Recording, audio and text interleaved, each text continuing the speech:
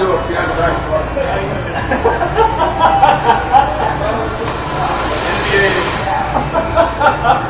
We want someone to walk in here and have it look like a new restaurant that they could have walked into new at 1920s New York. My family grew up in New York City. They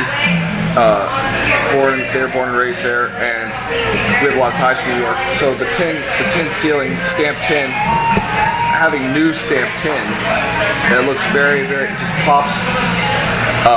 I like our lighting. Our lighting is all 1920s restorative lighting. You can see our wall sconces as well are like that.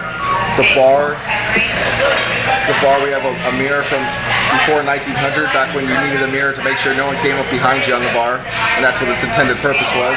The Bald Eagle, Tony Antique Restorations did a great job there. The brick is from highway from Kansas City.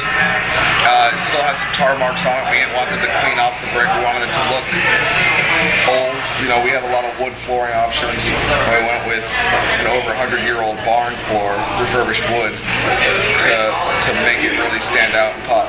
This wall has a lot of story behind it. It's the only thing that stayed from the whole building. That's, you know, we demolished everything except for just this wall.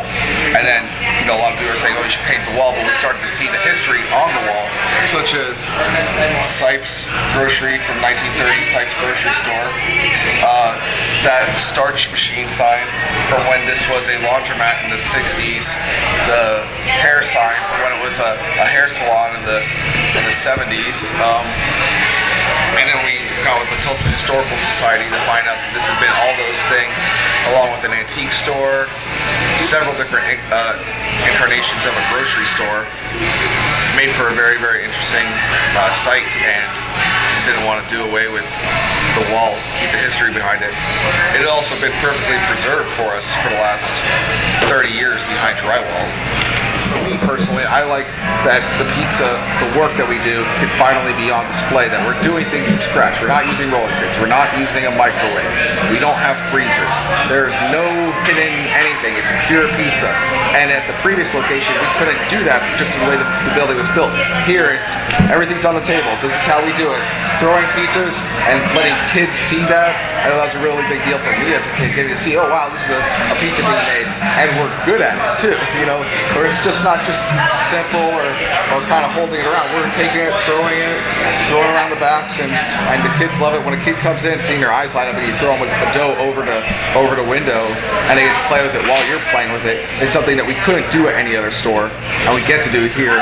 The customer's more excited about it. We're more excited about it, and I think it's just a classic win-win for that. So I'm very excited. First, you know, once we got open, that was my biggest favorite thing, that you can see your pizza being cooked in the oven because we have a window on the oven. So what we have is a spinning deck.